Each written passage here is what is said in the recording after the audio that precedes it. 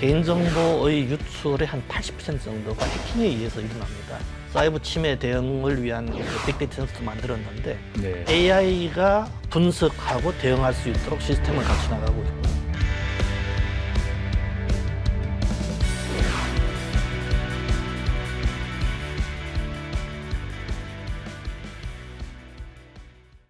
시청자 여러분 안녕하십니까? 이슈앤피플 장용수입니다. 4차 산업혁명 시대가 빠르게 진행이 되면서 보안 리스크에 대한 중요성이 많이 커졌었는데요. 이런 흐름이 코로나19 때문에 더 빠르게 가고 있는 것 같습니다. 최근에 유독 해킹 관련 뉴스들이 더 많아지고 있는 것 같은데요. 오늘은 한국인터넷진흥원 김석환 원장님을 모시고 최근 이런 해킹 흐름 그리고 인터넷 서비스 활성화 등 이런 부분들에 대해서 말씀을 나누겠습니다. 원장님 어서 오십시오. 예, 안녕하십니까? 네. 제가 뭐 해킹 얘기부터 했습니다마는 한국인터넷진흥원이 이 더욱 코로나19 시대에 더 역할이 중요해진 것 같아요. 예. 먼저 영어로는 키사라고 하는데 인터넷진흥원이 어떤 기관인지 한번 말씀을 하시고 예. 더 구체적인 질문 들어가겠습니다.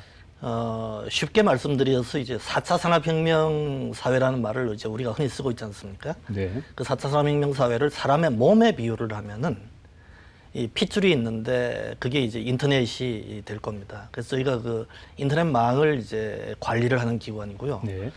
두 번째는 이제 이 핏줄을 타고 공급이 되는 각종 데이터들, 영양 성분인데 그 데이터의 경제적 가치 한 75% 정도가 개인 정보입니다. 개인의 위치 정보, 소비 정보, 건강 정보 이런 것들이 될 수 있는데 저희 키사는 그 개인 정보를 보호를 하고 또 활용을 할 수 있도록 지원을 해주는 기관이고요. 그다음에 스마트 시티나 스마트 팩토리 같은 이런 이제 이 산업들이 고도화하고 지능화되면서 당연히 발생할 수 있는 외부로부터의 침해에 대응하는 그래서 든든하게 중심을 잡고 등뼈처럼 지켜주는 역할을 하는 그런 기관입니다. 그러니까 다시 설명을 하면은 핏줄이면서 영양 성분이면서 등뼈 역할을 하는 그런 기관이다. 이렇게 저희는 생각을 하고 있습니다. 네. 그러니까 지금 그 설명을 잘 해주셨지만 다시 요약하면 인터넷 서비스를 이렇게 활성화하시는데 역할을 하고 있고 아까 해킹이나 바이러스 그런 침해에 대해부터 이렇게 보호하는 역할을 하고 있고 또 최근에 국회에서 데이터 3법이 통과됐지만 그런 개인정보 보호하는데 그런 또 역할을 하고 있는 거죠. 그렇습니다. 예. 제가 그 뭐 해킹부터 뭐 말씀을 했지만 최근에 실제로 해킹이 많이 늘어나고 있는 건가요? 그렇습니다. 이제 사회가 ICT 기술이 빠르게 진전이 되면서 이 사이버 침해를 위협할 수 있는 요소들이 계속 늘어나는 거죠. 뭐 나눠서 설명을 하면은 예를 들면 5G가 보급이 되면서 그렇습니다. 5G의 기술적 특성을 초고속, 초연결성, 초저지연성이라고 이야기를 하는데 저희들 입장에서 바라보면은 5G가 4G에 비해서 속도가 20배 빠르다.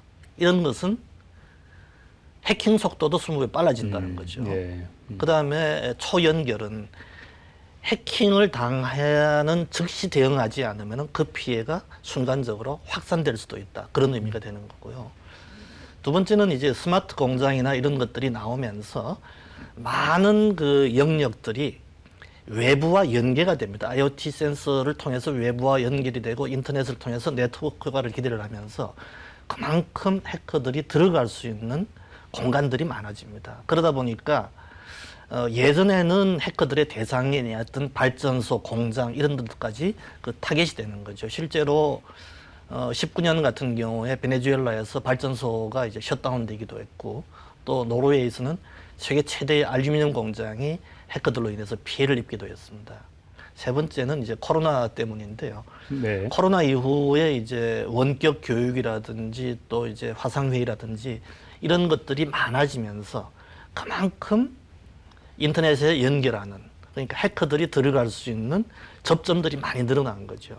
그래서 이제 그런 고민들을 저희가 하고 있는데 세계 경제 포럼의 자료를 보면은 이게 얼마나 늘어날 것인가. 내년 같은 경우에 6조 달러에 이를 수도 있다. 사이버 침해에 따른 피해가. 그러면 한 7,200조. 소위 해킹 피해. 그렇습니다. 그렇게 추산이 되는군요. 예, 예. 그래서 7,200조인데 그렇게 되면은 국가 총생산 개념으로 하면은 미국, 일본에 이어서 미국과 중국에 이어서 세계 세 번째 수준이고 예. 어느 정도 큰 규모인가 하면은 내년 한국 예산이 555조입니다. 그러니까 그렇죠. 엄청난 예, 금액이죠. 예. 그래서 저희가 지금 크게 네 가지 분야로 대응을 하고 있는데요. 하나는 이제 AI를 이용해서 사전적으로 대응을 하고 있습니다. 저희도 이제 사이버 침해 대응을 위한 그 빅데이터 센터도 만들었는데 네. AI가 분석하고 대응할 수 있도록 시스템을 갖춰 나가고 있고요. 두 번째는 조금 전에 말씀드렸던 것처럼 이게 온라인에서의 피해가 오프라인으로 이어지지 않도록 하는 이제 융합 보안과 관련해 가지고 전국에 한 8군데 정도 지금 융합 보안 대학원을 만들었습니다. 그래서 전문 네. 인력을 길러내는 것들을 하고 있고요. 또 저 판교에 있는 클러스터에서 또 전문가들을 이제 양성을 하고 있습니다. 세 번째 부분이 현장에서 일을 하고 있는 사람들, 각 기업체라든지 그래서 그런 사람들의 이 침해 대응 능력을 키우기 위해서 계속적인 훈련을 하고 있습니다. 사이버 침해 대응 훈련을 하고 있고요.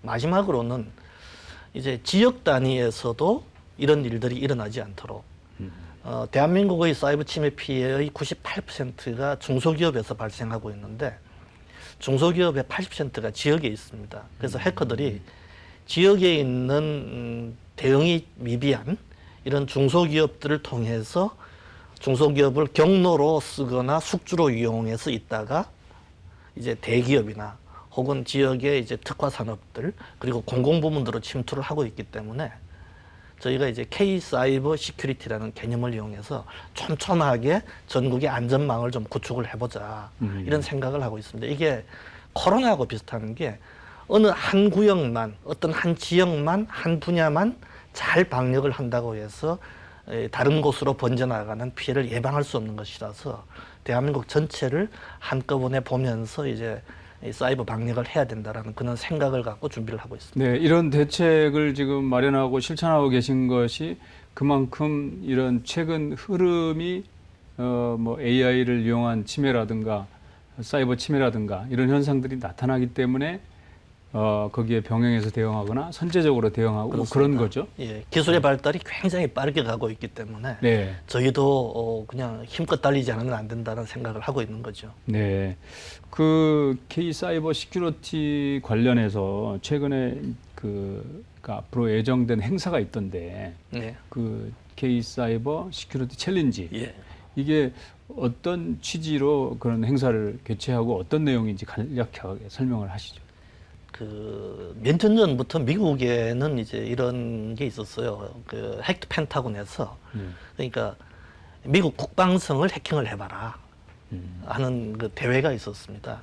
그래서 이제 국방성이 운영하고 있는 홈페이지라든가 시스템에 들어가서 해커들이 확인을 하고 그 취약점을 알려주면은 국방성에서 포상을 한다거나 채용을 한다거나 지키는 사람의 입장에서 들여다보는 보안이 있고 이게 침투하겠다라고 생각하는 사람 입장에서 들여다보는 보안이 다르단 말이죠. 네. 그래서 이제 미국의 이제 대기업들, 애플이든 구글이든 간에 다 마찬가지로 우리가 운영하고 있는 소프트웨어나 이런 부분들의 취약점을 발견해주면은 상금을 주겠다 하는 것들이 지금 일반화되어 있습니다. 자기들도 물론 열심히 노력하지만은 그래서 이제 한국 같은 경우도 그런 것들을 좀 받아들여서 취약점 발굴대회도 하고 또 그걸 통해서 이제 해커들의 역량도 화이트 해커들의 역량도 키우고 또 기업들이 저 취약점도 이제 보완해 나가는 그런 다양한 용도의 이제 목적을 가지고 또 이게 산업적으로 또 활성화될 수도 있습니다.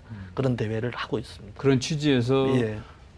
개최하는 예. 대회인데 국방성을 뚫어봐라 이렇듯이 이번에 그러면은 네, 저희도 예. 저희가 제가 취임한 이후에 2018년에 처음으로 국내의 공공 부문에서는 정부 부처나 공공기관 통틀어서 했던 게 이제 헥터 키사라는 대회가 있었습니다. 헥터 키사.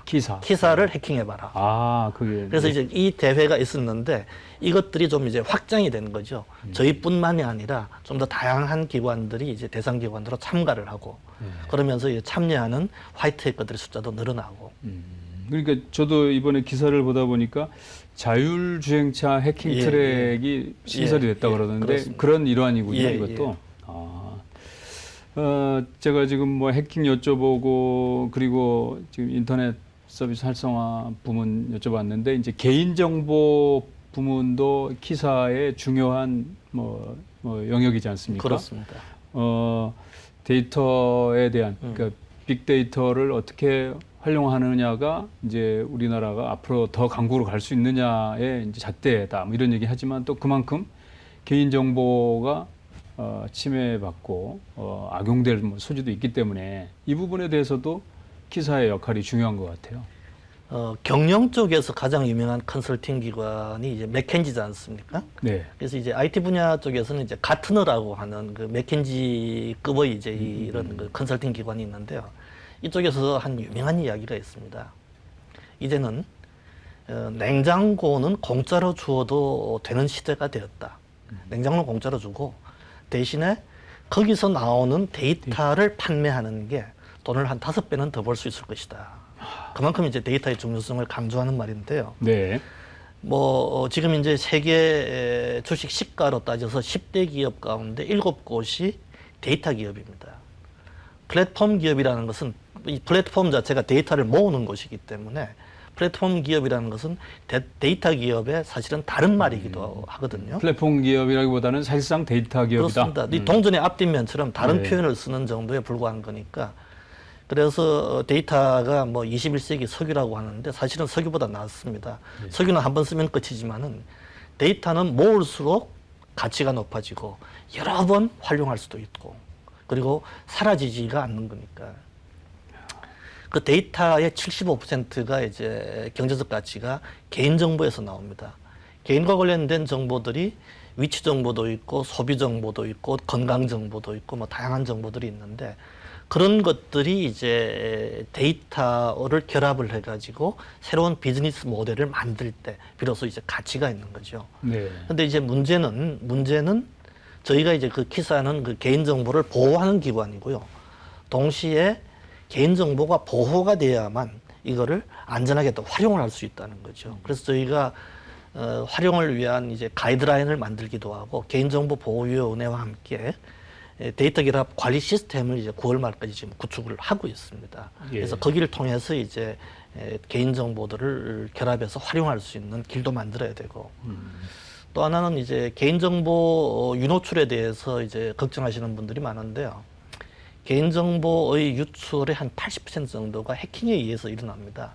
그래서 저희들이 이제 정보보호 시스템 ISMS라고 하는 것들을 대상기관들을 이제 할 때마다 개인정보 부분까지 같이 이제 컨설팅을 받도록 또 권고도 하고 있고 그렇습니다. 그래서 개인정보와 관련된 부분들은 활용을 하기 위해서는 안전이 중요하고 그 안전은 이 프라이버시와 동시에 내 정보가 어떻게 움직이고 있는가를 확인할 수 있는 투명성 여기까지 포함한다는 것을 말씀을 드리고 싶습니다. 네, 그 일환인지 모르겠는데 IT 신기술 중에 이제 블록체인에 대한 중요성이 사실 계속 부각이 되고 있는데 키사도 특히 이제 원장님 이런 부분을 많이 강조해서 좀 구체화시키고 있는 걸로 알고 있는데 지금 어떤 내용으로 이렇게 진행을 하고 계신가요?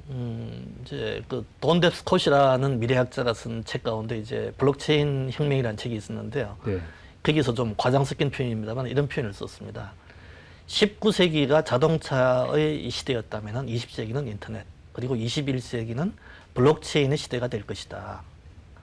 그래서 세계경제포럼의 추정에 의하면은 2024년까지 세계 이제 글로벌 총생산의 10% 정도가 블록체인 플랫폼에 저장이 되거나 거기서 만들어질 것이다라고 추정을 하고 있는 거죠. 네.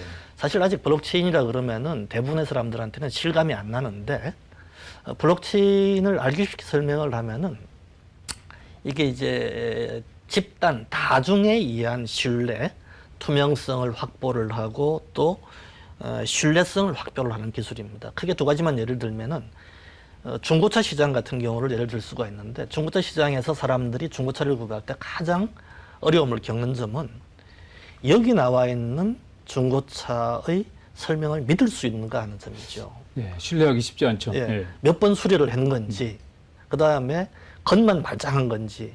근데 이 중고차를 블록체인 이제 플랫폼에 올리면은 출고에서부터 모든 것들이 다 기록이 됩니다. 네. 그러면 그게 바로 알 수가 있는 거죠. 또 다른 사례를 빌자면은 기부금 같은 거죠. 내 기부금을 납부를 했는데 이 기부금 블록체인이 만들어지면은 그러면은 기부금들이 얼마가 들어와서 어떻게 가고 있는가 하는 부분들을 아직 한국 시스템은 거기까지 못 가고 좀 뭐 고민을 하고 있지만은 재난지원금 같은 경우도 블록체인 플랫폼 위에서 이게 이제 움직이지면은 아, 바로 그런 것들을 관리 비용 없이 들여다볼 수 있다는 게 네. 물론 특정 개인이 어떻게 쓰고 있는가를 안다는 뜻이 아닙니다. 돈이 어떻게 흘러다니고 있는가를 알 수 있다는 거죠. 그래서 이런 부분들이 블록체인이 갖고 있는 대단히 큰 장점들입니다. 아, 그렇군요. 지금 이 블록체인 확산을 위해서 키사가 하고 있는 과정, 뭐 구체적인 사례가 지금 있습니까? 저희가 이제 2018년부터 공공 부분, 민간 부분에 이제 시범 사업들을 발굴을 해서 지원을 하고 있는데요. 아, 그래서 지금까지 이 공공 부분에 28건, 민간 부분에 6건 정도 시범 사업을 했는데 현재 한 8건 정도 공공 부분에서 이미 상용화가 되고 있습니다. 그렇군요. 예. 예를 들면은 이제 부산항 같은 경우에 전체 부두에서 이 화물들이 들어올 때 환적 화물들의 서류를 종이에서 블록체인 기반으로 이제 완전히 옮겼습니다. 그렇게 되면은 적어도 1.5일 정도의 시간이 절약이 되는 거죠. 그래서 그런 거라든지 또 지금 구체화되고 있는 거네요. 이미 쓰고 있는 게 한 네. 8가지 정도가 된다는 겁니다. 네. 그래서 이제 중고차 플랫폼이라든지 기부금 플랫폼도 마찬가지입니다. 지금 이제 또 저희가 고민하고 있는 가운데 하나가 부동산 거래도 그렇게 하면은 예를 들면은 이제 가짜 매물이라든지 이런 것들이 많이 있을 수 있지 않습니까? 호가를 올리기 위한. 근데 블록체인 플랫폼에서 부동산 거래가 이루어지도록 하면은 첫째는 그런 부분들과 관련된 정보들이 허위 정보들이 걸러질 수 있고요. 두 번째로는 나 이런 조건이면은 팔 거야라고 내놓으면은 중간에 개입하는 사람 없이 그래 내 살게라고 나서서 자동적으로 거래가 이루어질 수 있도록 하는 이른바 스마트 거래도 가능하다는 거죠. 그렇게 되면 사회가 투명화되고 굉장히 효율적으로 움직여갈 수 있겠죠. 이 코로나19 시대라고 해도 지금 과언이 아닌데 우리 이제 원장님은 성공적인 비대면 사회 전환을 위해서 어떤 부분들이 좀 우선적으로 필요한 건지 한 말씀해 주시죠.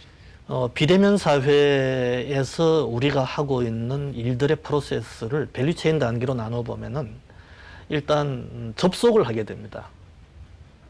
그 다음에 이제 내가 누구다라는 것을 인증을 합니다. 이 대학 교육이든 혹은 뭐 저기 화상회의든지 간에. 네. 그 다음 세 번째가 그 서비스를 활용을 하는 거죠. 그 다음에 이걸 이제 산업적인 측면에서 확산을 하게 되는데 저희가 생각하는 것은 그 모든 영역에서 이제 가장 중요한 것이 신뢰가 필요하다. 신뢰라는 것을 생각하는 게 저희는 이런 겁니다. 예를 들면은 안전의 담보가 되는 것도 신뢰지만은 언제 어디서나 안정적으로 서비스를 쓸 수 있는 것도 네. 그것도 저희는 이제 디지털 신뢰에 포함된다고 생각하고요.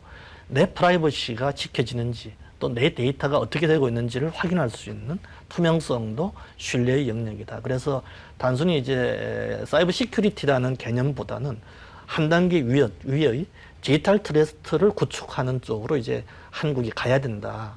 애프터 코로나 시대에는 네. 그렇게 생각을 하고 있습니다. 그러면 그 디지털 트러스트를 위해서 키사가 지금 좀 구체적으로 하시는 게 있습니까? 각 부문에서 저희들이 다 역할들이 있는데요. 예를 들자면은 이제 접속의 첫 단계는 이제 인터넷을 통해서 이루어지는 거죠. 저희가 그 인터넷을 담당을 하고 있는데 코로나 이후에 보니까 저희가 이제 인터넷을 접속하는데 예를 들면은 이 매일경제TV라는 도메인으로 접속을 하지 않습니까? 네. 이런 도메인이 이제 한국에 한 110만 개 정도 있는데 코로나 이후에 접속 건수가 하루에 최대 29억 건까지 발생합니다. 초당 3천만 건이 일어나고요. 근데 이게 작년 12월에 몇 건이었느냐 하면은 19억 건 수준이었습니다. 19억에서 29억. 최대 피크 타임에 29억 건까지 늘어난 거죠. 네. 근데 여기는 IoT라든지 스마트 공장이라든지 또 스마트 시티라든지 이런 발달 속도가 포함이 안 돼 있는 거죠. 그래서 저희가 볼 때는 향후 5년 이내에 지금보다 용량이 한 100배는 늘어나야 되지 않겠느냐. 그래서 지금 접속 단계에서 저희가 지금 가장 중요하게 생각하는 것이 이제 그런 부분이고요. 두 번째 부분, 인증 단계에서 저희가 하고 있는 일들은 저희가 이제 공인인증서는 이제 폐기가 됐으니까 다양한 형태의 인증 수단들을 저희가 이제 담당을 하고 있습니다. 생체 인증도 있고 또 블록체인을 이용한 그 분산 신원 인증 DID라고 하는 것도 하고 있고 그래서 지금 그 부분들은 또 저희가 이제 케어를 하고 있는 영역이고요.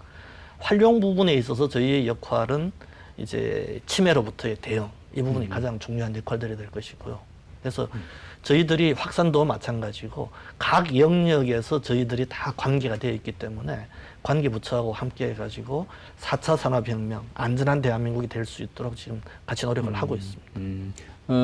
지금 말씀을 종합해 보면 크게 이제 접속, 인증, 활용 단계마다마다 이제 그 디지털 트러스트를 쌓는데 키사가 역할을 지금 해오고 계시고 앞으로 더욱더 노력을 할 것으로 보이는데요. 앞으로 어떤 그 중요한 현안을 숙제로 갖고 계시고 그리고 또 이참에 우리 시청자들에게도 한 말씀 좀 해주십시오. 핵심 가치가 코로나19 이후에 달라지고 있다 이런 말씀을 드리고 싶습니다. 예전에는 인류가 역사가 시작된 이후에 인류의 역사는 확장의 역사였다고 해도 과언이 아니었을 겁니다.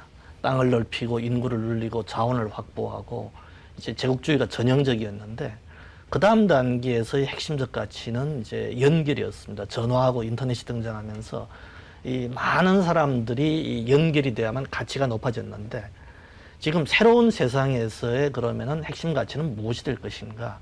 저희는 이제 그게 디지털 트러스트가 될 것이라고 생각을 하고 있다는 거죠. 그래서 이 생각을 저희만 갖는 것이 아니라 이런 시대의 흐름을 시청자 여러분들께서도 좀 알아주셨으면 하는 게 저희 생각입니다. 왜냐하면요.